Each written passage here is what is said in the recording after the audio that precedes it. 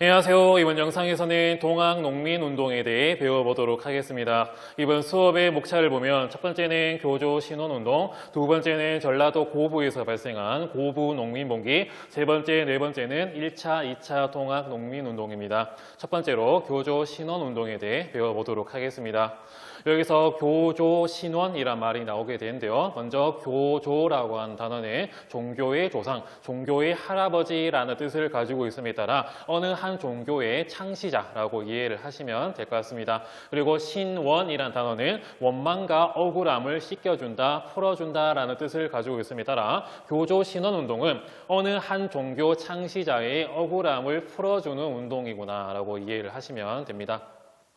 자, 그러면 동학에서 교조 신원운동이 전개될 쯤에 우리 조선 농촌사회가 어떻게 흔들렸는가, 동요했는가를 보도록 하겠습니다. 세금 제도를 할 수 있는 삼정이 계속해서 물러냈고, 그리고 개항 이후에는 외세의 경제 침탈이 가속화되고 있었으며, 개화 정책이 이루어짐에 따라 그 비용, 그리고 또 어떤 사건 이후에 외국과 우리 조선 정부가 조약을 맺게 되는데 많은 배상금들을 물어주게 됩니다. 이러한 개화 비용, 배상금은 백성들의 세금을 더 뜯어서 충당을 하게 되거든요. 그 결과 농민들의 불만이 증가하고 자연스럽게 농민 봉기도 증가를 하고 있었습니다. 이런 상황 속에서 교조 신원운동 이후에 동학 농민운동이 어떻게 전개되었는가 보도록 하겠습니다. 먼저 교조 신원운동인데 이 동학이라고 하는 종교를 보면 이 동학은 천주교, 즉 서학에 반대한다라는 의미에서 경주의 몰락 양반 출신의 최재우가 1860년에 창시를 하게 됩니다. 이에 따라서 동학의 교조의 창시자, 바로 최재우라고 할 수 있습니다. 그러면 이 교조 최재우의 억울함을 풀어주는 게 교조 신원운동이겠네요. 그러면 이 동학의 기본 교리도 한번 볼 건데, 동학의 기본 교리는 첫 번째로 시천주라고 할 수 있습니다. 그 뜻을 보면 천주, 하늘의 주인을 모실 시자, 모시자라는 뜻을 가지고 있거든요. 천주는 하느님인데 동학에서는 한울님이라고 했습니다. 모든 사람들 마음속에 들어있는 한울님을 모시자, 바로 이게 시천주의 교리라고 할 수 있고, 3대 교주, 나중에 민족 대표 33인에도 들어가는 손병희 때는 이 인내천이라고 하는 교리가 추가되게 됩니다. 사람이 곧 하늘이다. 사람은 하늘처럼 귀하기 때문에 모두가 소중하고 평등하다. 이런 교리가 또 인내천에 있습니다. 최재우가 경주 등에서 동학을 포교하다가 1864년 고종 때, 그리고 흥선대원군 집권기 때에 대구 현대백화점 맞은편에서 처형을 당하게 됩니다. 그 죄목이 바로 혹세무민이라고 할 수 있습니다. 이 세상을 동학이라는 종교로 현혹시키고 백성들을 속인다, 이런 죄목으로 처형을 당하게 되거든요. 그러면 이렇게 억울하게 죽은 최재우의 신원운동이 전개되는 것을 보도록 하겠습니다. 먼저 이 동학은 최재우 다음에 2대 교주라고 할 수 있는 최시영 때의 그 교단이 정비되게 됩니다. 최시영 때는 이 교단 정비 사업 중에서 종교 조직이 정비되는데요. 그 조직이 바로 포접제라고 할 수 있습니다. 마을 한 개 또는 군 한 개를 한 개의 접으로 묶고요. 이런 접들을 수십 개로 묶어가지고 포로 구성을 했는데, 이 접의 최고 대장을 접주라고 했고, 이 접들을 묶은 포의 최고 대장을 대접주라고 했습니다. 이 포접제 이후에는 동학이 두 개의 세력으로 나누어지게 되는데, 하나가 남접이고 또 다른 하나는 북접이라고 할 수 있습니다. 이 남접은 상대적으로 정치적인 성향, 탕관오리를 처벌하고 그다음에 외세를 쫓아내자, 이런 정치적인 성향이 강했고, 북접은 교조 신원운동, 동학의 포교의 자유를 인정해달라, 이런 종교적인 성향이 강했는데요. 남접에는 1차, 2차 동학농민운동 모두 가담했던 전봉준 등이 대표로 할 수 있으며, 북접에는 2대 교주 최시영, 그리고 나중에 손병희가 바로 북접의 대표라고 할 수 있습니다. 그리고 또 교단 정비 사업의 다른 내용으로는 바로 경전들이 만들어지게 됩니다. 최재우가 한 말들, 그리고 동학의 기본 교리들을 묶어서 동경대전이라고 하는 경전, 즉 바이벌이 만들어지고, 찬송가와 같은 용담 유사가 교단 정비 과정에서 편찬되기도 했습니다. 이렇듯 교단이 정비되게 되니까 이제 이 교조 최재우의 신원, 즉 억울함을 풀어달라, 그리고 동학포교의 자유를 인정해달라라고 하는 교조 신원운동이 전개됩니다. 공주 삼례에서 이런 집회가 열렸고, 나중에는 서울에서 동학교도들이 올라가 엎드려 상수를 올리는 이런 집회까지 열리게 되는데요. 나중에 1893년에는 충청북도 보은에서 이 보은 집회가 열리게 되는데, 그 이전과는 분위기가 조금은 달라지게 됩니다. 그 이전에는 이런 종교적인 성향이 강했다면 이런 종교적인 주장보다는 외세를 배척하고 탐관 오리를 숙청해라, 이런 주장이 나옴에 따라 종교운동에서 동학농민운동이 정치 사회운동으로 조금씩 변화되고 있었구나라고 하시면 되겠습니다. 이렇게 정치 사회운동으로 변화되고 있을 때쯤에 이제 고부에서 농민 봉기가 터지게 되고, 이를 계기로 동학농민운동이 전개를 되게 됩니다. 그러면 그 배경을 볼 건데, 이 배경에도 대표적인 인물 한 명이 등장을 합니다. 혹시 믿거조 아시나요? 믿고 거래는 조씨라고 할 수 있는데, 쌤도 조씨인데 선생님은 믿습니다, 거룩한 조씨로 믿지만, 항상 이 믿거조가 나올 때 1세대 가장 위에 오래된 조상이 한 분 계십니다. 바로 고부군수 탐관 오리의 대병사라고 할 수 있는 조병갑이 이 고부 지역의 군수로서, 즉 수령 사또로서 백성들에게 비리와 수탈을 자행을 하게 됩니다. 그 대표적인 비리를 보면 첫 번째로 저수지라고 할 수 있는 이 만석보를 쌓는데 백성들을 강제로 끌고 와서 일을 시키게 되거든요. 물론 백성들은 힘들지만 일을 합니다. 왜냐하면 이 만석보라고 하는 저수지가 만들어지면 나중에 농사 지을 때 그 물을 쓸 수 있으니까요. 하지만 이 만석보가 만들어지니까 조병갑이 이 만석보 저수지 물을 쓸 때마다 수세, 즉 물세금을 내라고 하게 됩니다.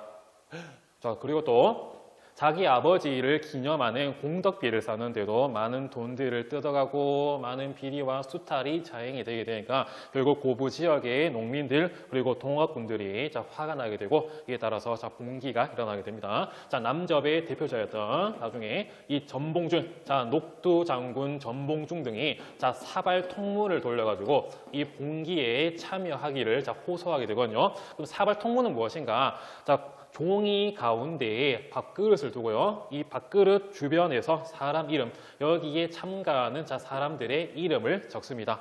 이렇게 한 이유는 보통 통문 아니면 경문 같은 경우에 가장 맨 위에 대표의 이름을 적고 그 밑에 참가자들 이름을 적는데, 만약에 이 종이가 걸리게 되면 맨 위에 있는 대표의 존재가 드러나게 됩니다. 이러한 것들, 주모자, 주동자가 누구인지 모르게 하기 위해서 이 사발 통문을 돌려서 사람들에게 봉기에 참가하기를 호소했고요. 결국 농민들이 고부 관할을 점령하고 이 만석보를 파괴하게 됩니다. 하지만 뒤에 후임 군수가 와서 이런 농민들을 회유함에 따라 농민들이 자진 해산하게 되거든요. 그런데 또 빌런이 등장을 하게 됩니다. 안핵사라고 하는 직책을 가진 이 이용태라고 하는 사람이 봉기 참가자들을 탄압을 하기 시작하거든요. 이 안핵사는 임술 농민 봉기에서 등장을 했었는데, 그 뜻을 보면 어루만져 주면서 꾸짖는 벼슬이다. 쉽게 말하면 밀란이 터지면 대체적으로 밀란에 참가한 농민들을 좀 달래주는 그런 벼슬이 안핵사였는데, 달래주지는 못할 망정 오히려 더 봉기 참가자들을 감옥에 가두고 다치고 죽이게 하니까 다시 이 사람들이 화가 나게 되고, 그 결과 1차 동학농민운동이 전개되게 됩니다. 그러면 또 이 동학농민운동 1차의 배경 전개를 보도록 하겠습니다. 아까도 나왔지만 안핵사 이용태가 달래주지 않고 오히려 탄압을 하게 되니까 농민들의 분노가 고조하게 되고 다시 농민들이 모이게 되는데, 이때는 동학군과 일반 농민군 모두가 모여가지고 봉기를 하게 됩니다. 무장이란 지역에서 봉기를 하고 나중에 이 고부를 점령을 하고요. 백산에서 이 봉기에 참가하는 사람들이 모이게 되는데, 당시 조선 우리나라 사람들은 흰옷을 즐겨 입었습니다. 어떤 산에 이런 동학농민군이 흰옷 입고 다 모여 있으니까 산이 하얗게 보였다고 하거든요. 이렇게 하얀 산을 모티브 삼아가지고 백산이라고 불리게 되는데, 이 백산에서 사람들이 모여서 경문을 주장을 하게 됩니다. 첫 번째가 제폭구민, 이거 제폭구민. 또 하나는 보국안민입니다. 자, 제폭구미 뜻을 보면 자, 폭력을 제거하고 백성들을 구한다. 보국안민은 나라를 보조해서 나라를 또 보호해서 백성들을 편안하게 한다라는 이런 경문을 발표하고 자, 4대 강령을 발표하게 됩니다. 마지막 네 번째는 이러한 것들을 제거하기 위해서 서울에 있는 양반과 민씨 세력들 다 쳐죽이자, 직결 처분하자 이렇게 말을 하면서 쭉 올라가게 되거든요. 자, 북상을 다 동학농민군이 쭉쭉쭉쭉 자 올라가게 됩니다. 이때 우리 조선 정부 관군과 맞닥뜨려서 싸움을 하게 되는데 이 황토현 그리고 또 황용촌 전투에서 조선 정부군을 자 동학농민군이 승리를 자 하게 됩니다. 이후에는 쭉쭉 치고 올라가가지고 심지어 이 전주성까지 자 점령을 하게 되거든요. 전주성은 전라도 지역에서 가장 큰 성 중에 하나이기도 했고 그리고 또 왕가였던 전주 이씨의 본거지이기 때문에 이 전주성이 함락됐다는 소식은 당시 조선 정부에 엄청난 충격을 주게 됩니다. 전주성이 먹히게 되니까 또 조선 정부가 하면 안 되는 짓을 해버리고 말거든요. 이모군란 때도 갑신정변 때도 이 동학농민운동 때도 고종께서 또 청나라한테 헬프 요청을 하게 됩니다. 그 이전 시간에 자 텐진 조약 때문에 이 텐진 조약에 대해서 자 배워봤는데요. 이 텐진 조약은 갑신정변 이후 청나라, 일본 양군이 조선에서 공동 철수하고 조선에 출병하게 되면 서로 연락해주자, 상호 통보해주자라는 내용을 담고 있었습니다. 어쨌든 거의 9년 동안 조선에는 청나라 군대와 일본군이 없었는데 때마침 이런 사건이 터져가지고 조선 정부에서 직접 청나라한테 헬프 요청을 하게 되니까 청나라는 신나게 들어옵니다. 조선을 다시 잡을 수 있는 그런 기회로 생각을 했기 때문에. 그런데 이 텐진 조약을 일거해가지고 청나라 군대가 우리나라 아산만에 들어가게 되니까 일본군도 이 연락을 받고 일본의 조선에 살고 있는 일본 거류민들을 보호하겠다는 명분으로 제물포에 자 들어오게 됨에 따라 양군이 우리나라에 자 들어오게 된 그런 상황에 처하게 됩니다. 그에 따라서 자 동학농민군이 자 정부와 자 전주 화약을 자 체결하게 되거든요. 자, 이 전주 화약을 체결한 이유는 정부 입장에서는 사태가 심각해지니까 또 동학농민군 입장에서는 이 전주성 점령 불과 8, 9일 뒤에 다시 뺏기고 자 관군한테 계속 밀리게 되거든요. 그리고 또 모내기도 해야 되고 장기전으로 가면 자기들이 불리할 거기 때문에 결국은 그리고 또 사태의 심각성을 해결하고자 자 전주 화약을 체결하고 여러 가지 자 패전 개혁이 이루어지게 됩니다. 자 그러면 자 전주에서 이루어진 화해의 조약, 이 전주 화약 이후에 어떻게 되었는가 자 보도록 하겠습니다. 자 정부가 동학농민군의 이 패전 개혁안 수용을 약속을 하게 됩니다. 이 패전 개혁의 뜻을 보면 폐단 정치를 개혁하겠다 이런 뜻을 자 가지고 있거든요. 자 전봉준이 제시했다라고 되어 있는데 물론 이게 가짜인지 진짜인지 자 논란은 있지만 이런 방향 속에서 패전 개혁이 이루어진 것은 자 사실입니다. 이런 약속을 받고 자 동학농민군은 자진 해산을 하게 되고 그 결과 자 전라도 각지에는 자 개혁 자치 기구로서 집강소가 설치되고 우리 조선 정부에도 이 교종청이 설치되게 되는데 이 특징들을 자 보도록 하겠습니다. 먼저 집강소가 전라도 각지에서 동학군 자치로 이루어졌는데 자 동학농민군이 여기서 자 패전 개혁을 실천했고요. 탕관오리, 악덕지주 처벌하고 자 신분차회를 폐지하자 이런 개혁이 이루어졌고 또 중앙의 이 교정청에서는 이걸 통해 자 개혁을 하려고 합니다. 이게 만들어진 이유는 자 동학의 패전 개혁 요구를 국정에 반영하고 그리고 일본의 내전 개혁 요구에 대응하기 위함이다. 이거는 다음 시간에 또 보도록 하겠습니다. 자 그러다가 자 마지막 또 2차 동학 농민 운동이 전개되게 됩니다. 자, 청나라, 일본군, 양군이 우리나라에 들어왔지만 자, 동학농민군 진압하겠다는 명분으로 왔었거든요. 하지만 동학농민군이 전주 화약으로 해산해버렸어요.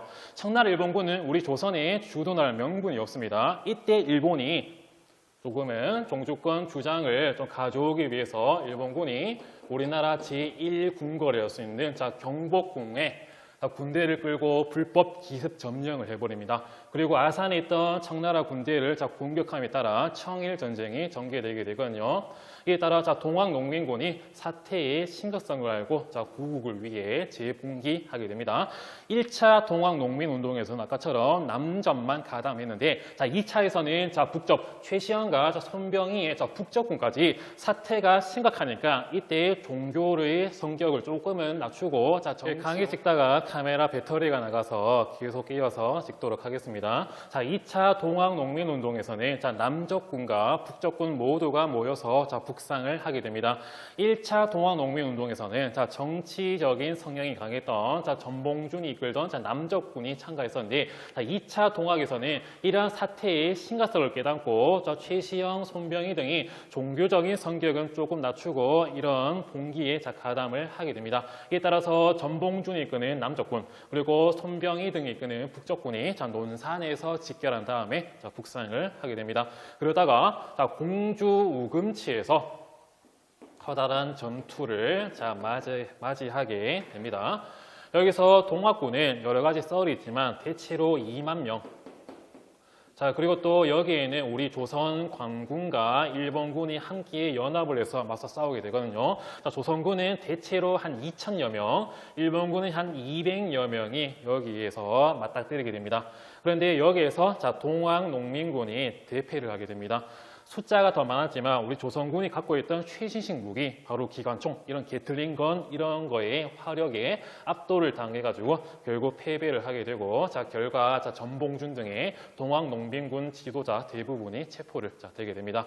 그러면 이 동학농민운동의 성격을 보면 첫 번째로 반외세, 두 번째로 반봉건 운동이라고 할 수 있습니다.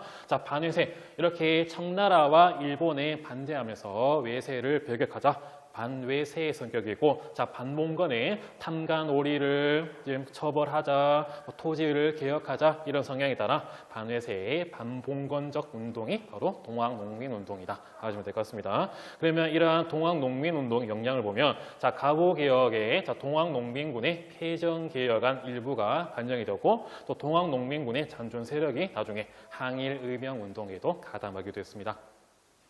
이번 시간에는 동학농민운동에 대해서 배워봤습니다. 다음 시간에는 이 동학농민운동이 전개될 때 가보개혁, 을미개혁, 그리고 청일전쟁이 어떻게 전개되었는가를 보도록 하겠습니다. 이번 수업도 열심히 들어주셔서 감사합니다.